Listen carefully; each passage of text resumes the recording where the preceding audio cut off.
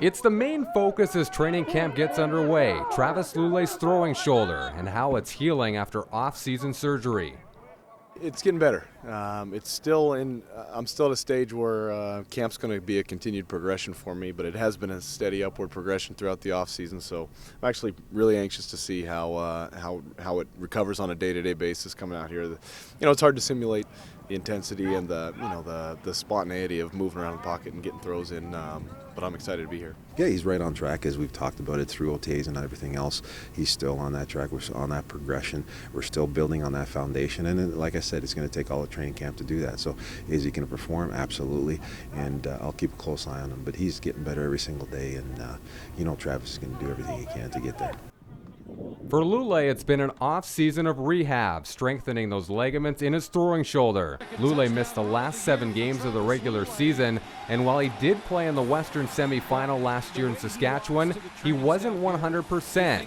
It's the same shoulder that forced him to miss 5 games in 2012. The recovery process this off-season's been a frustrating one for Lulay, but he says with these kind of injuries, it's all about being patient and managing expectations.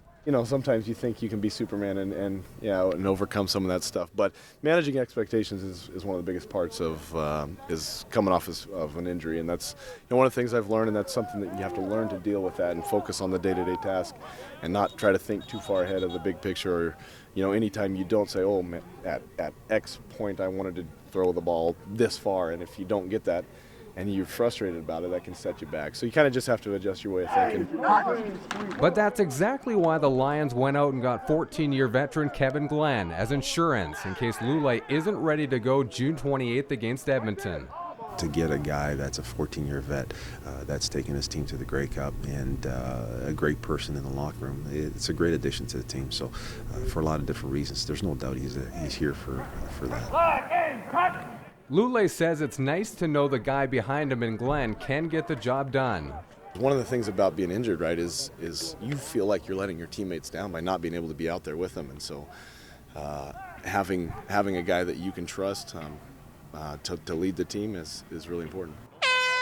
Mike Benavides says Lulay, like most other veterans, won't get to play until the second preseason game. Whether he's ready to go for the opener at home against the Eskimos is a whole nother question.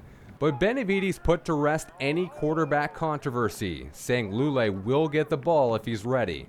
That's the definite plan. That's Travis Lulay. He's our starter.